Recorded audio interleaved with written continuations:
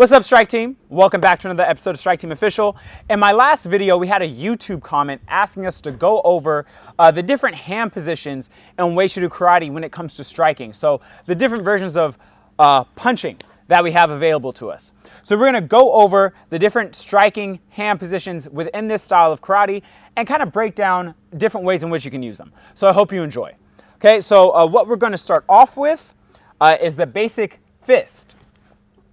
All right, so, should we be saying the Japanese names of all of these things? You can do if you want.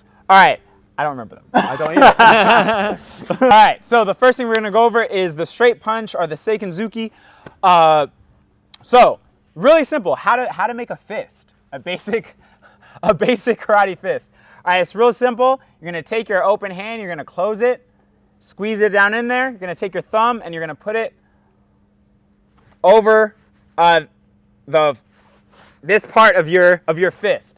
One of the big mistakes that happens when you train new people is they do this all the time, right? You have people who box in particular, because the way the boxing gloves work is the thumb is like pointed up. So this is what a boxing glove kind of naturally teaches you. Even though a boxer knows that you do this in a fight, but the glove holds your fist up in the air. It's really weird. Yeah. And so you want to make sure you're here. Another big one is to make sure you're not doing this. So I'm going to come a little bit closer. Okay, let's see where we at here. Right about here. Yeah. So, proper fist. Okay, here. And you want to make sure you're not doing this. This is a mistake. And that's another common one, is putting it in there. I've seen that a lot. Yeah. This one's really funny to me because my first, not my first instructor ever, my first Uechi instructor, Joan Knighty, who's a 10th degree black belt now. She's extremely skilled and she would never do this in a fight. But if she's mad and she starts balling her fist, she does this. Knowing that that's not how you punch, it's just a natural reaction that she has. And then she's like, no. That's how you hold a fist, right? So that was a funny story she had told us in class one time to remember, always have it on the outside.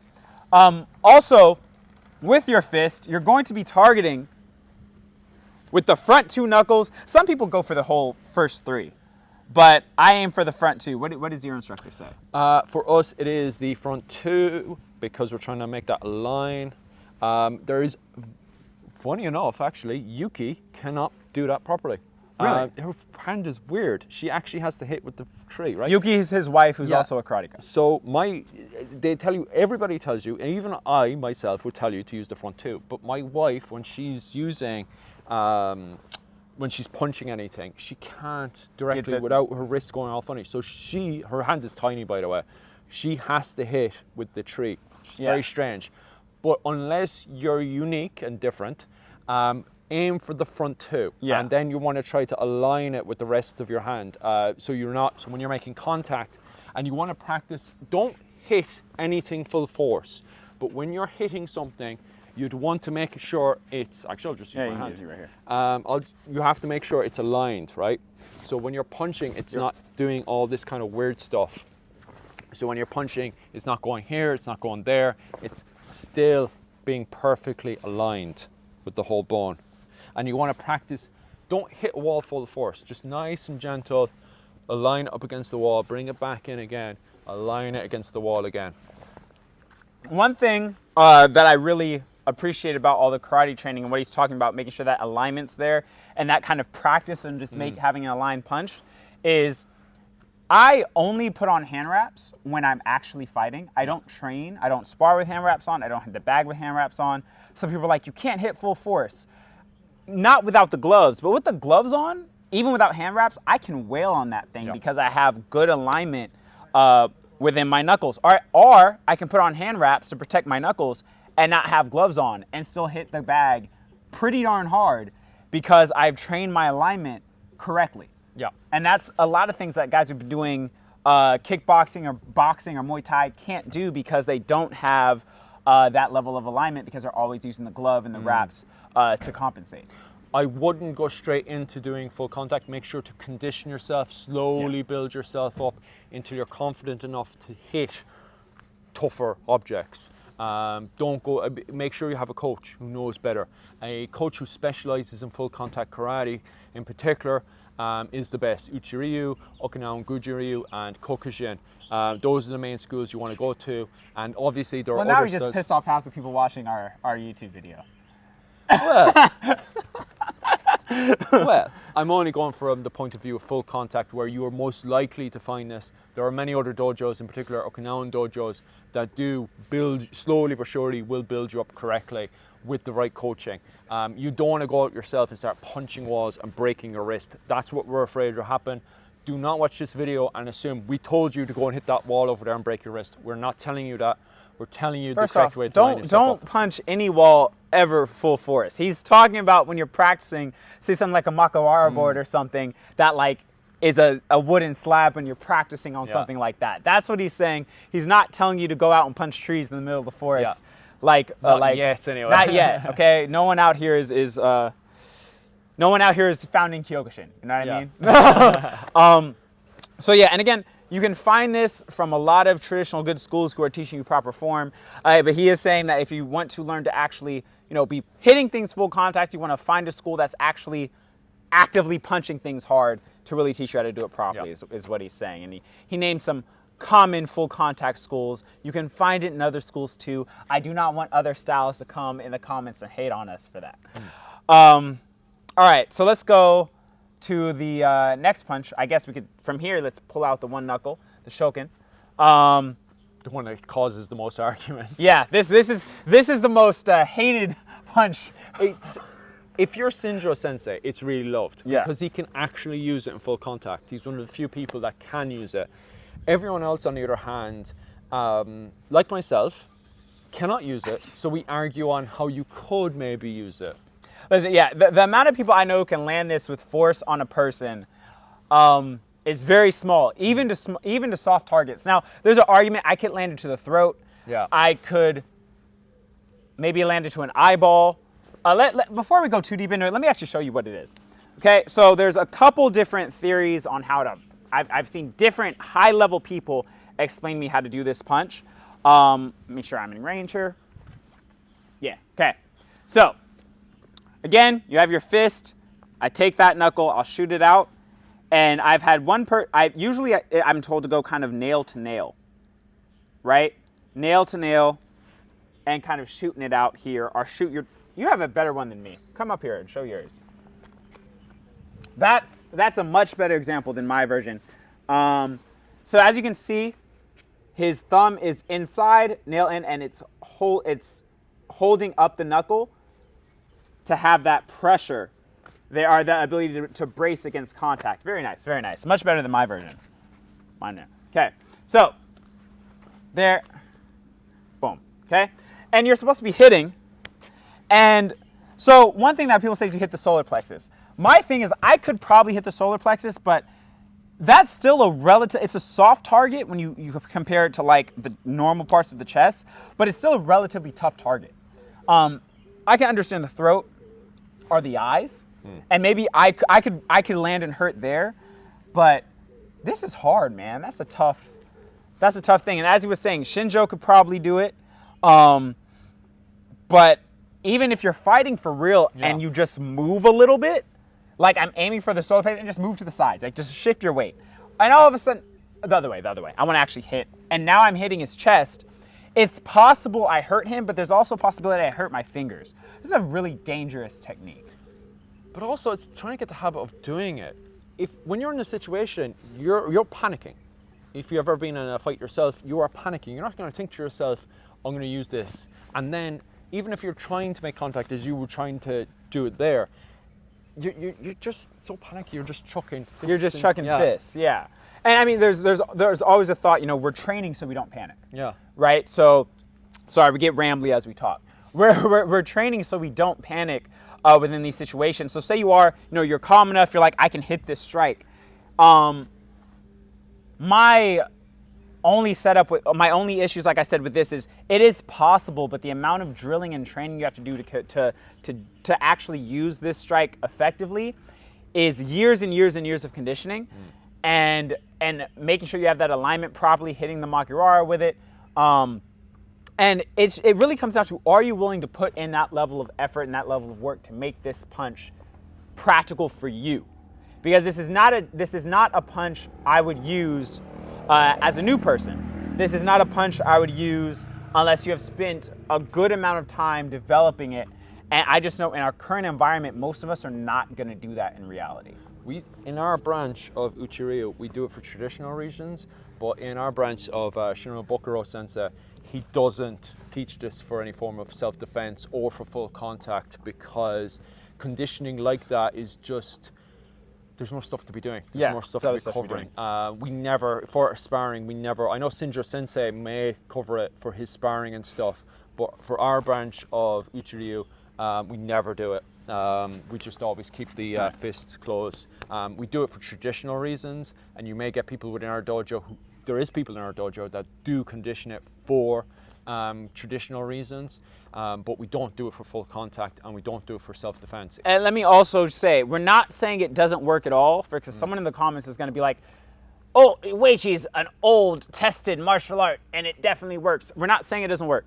We're just saying it's a huge time commitment to make it usable, and we personally haven't spent the time commitment, and I don't think I probably ever will spend the time commitment for this to be a punch in my repertoire. But as we said, Shinjo Sensei and many others can use it. It's just, it requires such a time commitment that I personally spend it doing other things. I do want to point out that in other kata, this same hand position is used like as a scoop position, right? And it's used to symbolize grabbing. So sometimes this position is used to symbolize like a leg catch, and you will get certain theories that it's meant to say squeezing the nerves kind of in the tendons in the leg here. So you could say that. I just kind of symbolize it as a general grab. And so this is also used kind of as a grab position, and they'll take this and they'll like scoop it, like you'll see it sort of like that kind of a position in some of our other katas later on. So just to be aware that it has other other usages within the system other than just a punch. Yeah. Cool. Yeah.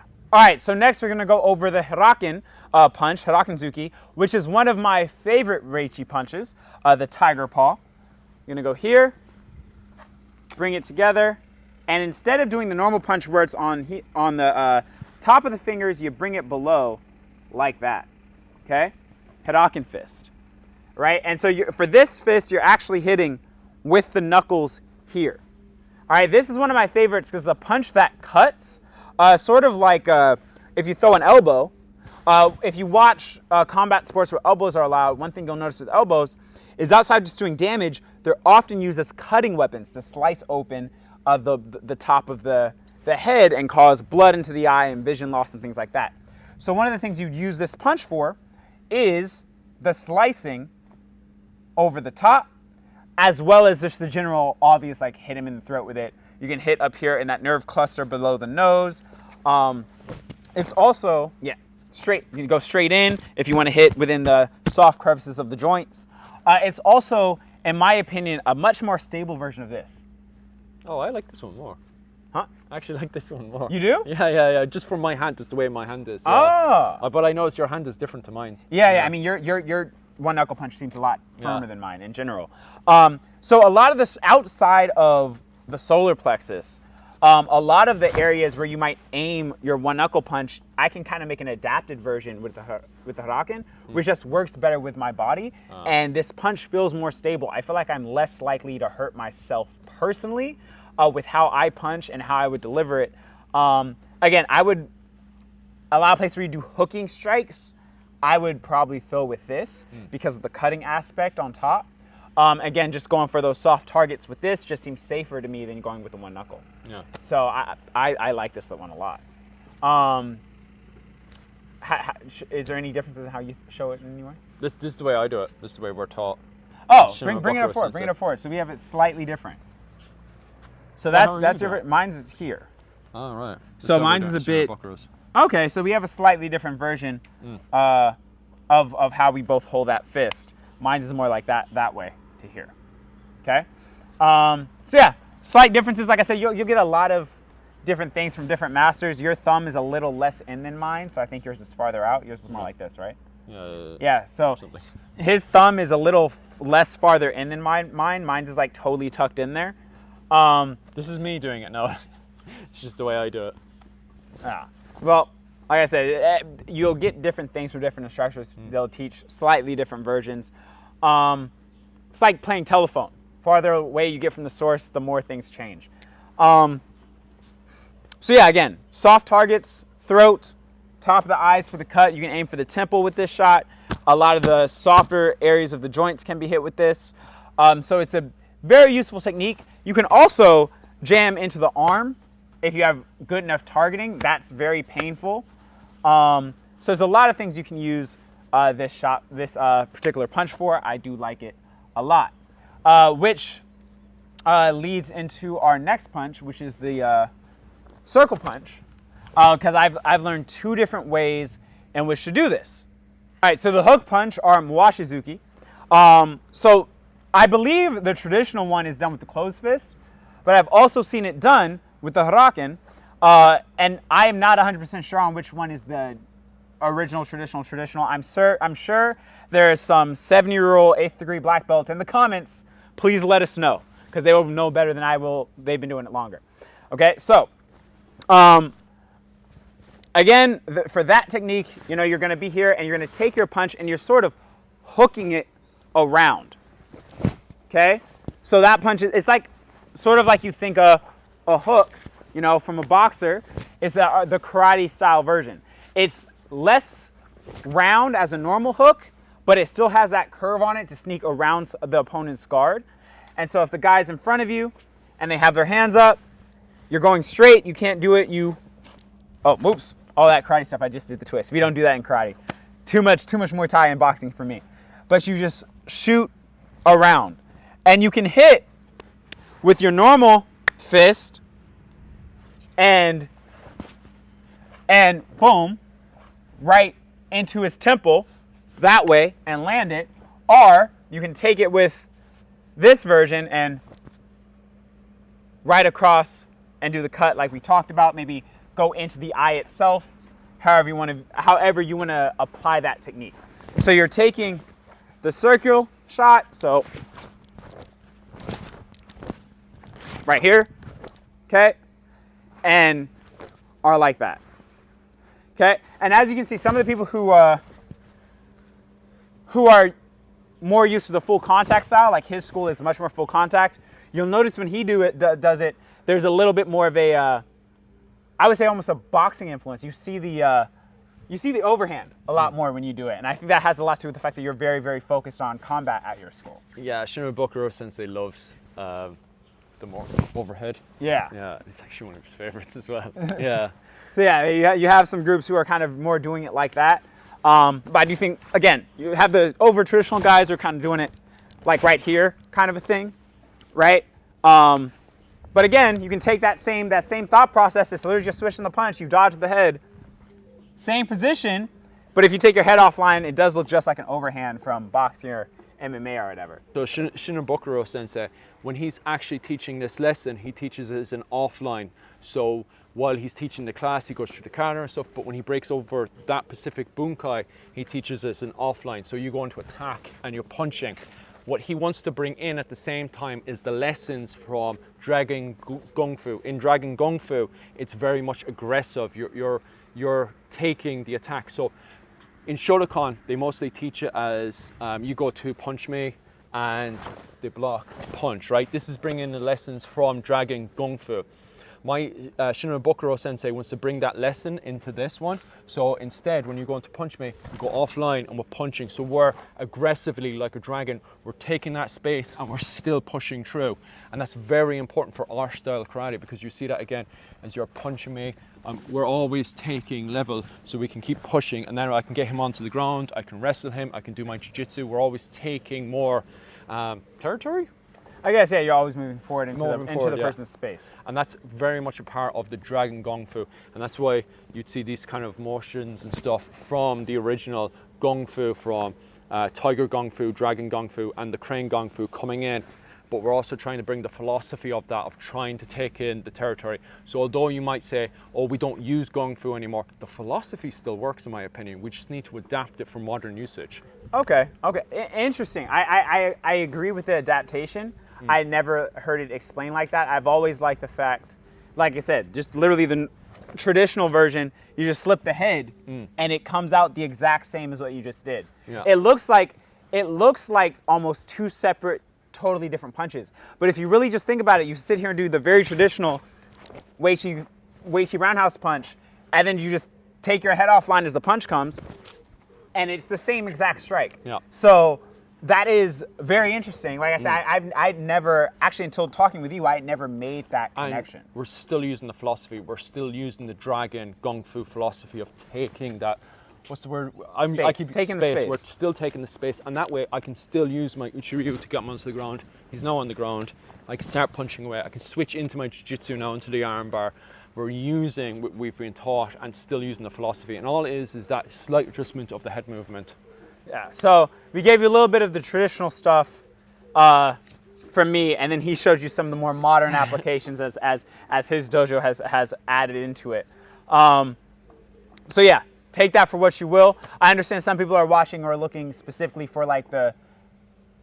Actually, if you're watching my channel, you're probably not that much looking at the super traditional stuff. I'm not the best guy for that. Cool, yeah, we're a bit of a mix. You know, I don't show everything the most super traditional way. We've talked about this. We kind of take what we have and we adapt it to all of our experience. So understand that as well as the super traditionalists in the comments yell at us. I just love martial arts.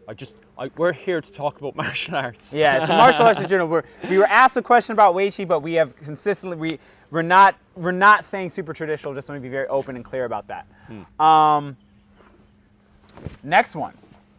Let's go over... Just to be extra nerd about it, right? Even if you're going in for the attack, you know how you got your slap and everything? Yeah. Shinran Bokuro Sensei, we can easily tap that. So we can bring all this in and still... And so going that way? Yeah. Go over. Oof, oof. You can go over the hand too. Why go under? Do you want to go over? Yeah. Never thought about it that way. I always, because I've been, when he's been talking about the stuff, I've been just going back. Oh, that way. Oh, because your competition style has no headshots. That's why. Oh. That's why. Yeah. Competition, he has no headshots. Headshots, you want to go over, but when you do have headshots, going over is not as smart. That is why. That's why kickboxing is great. Yeah. Okay. Yeah. There we go.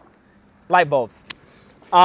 This is why they went from karate to K1 kickboxing. This is why they had to find K1 kickboxing, was these punches with the gloves. All right. Next thing. The karate chop. Oh, my favorite. Yes. Love this one. So guys, I'm going to cut the video here. We were going on for quite a while. So I'm going to make a part 2 to this. I hope you enjoyed our conversation on the different ways of striking in Uechi-ryu. I know we ramble quite a bit, but we really love this subject. We really love the martial arts. And so we get pretty talkative. So I hope you're not getting bored. I hope you're finding value with it. And I hope you stay to watch the next video. So please like, subscribe, and hit that notification bell so you know when I drop part 2. All right, I'll see you in the next video. Peace.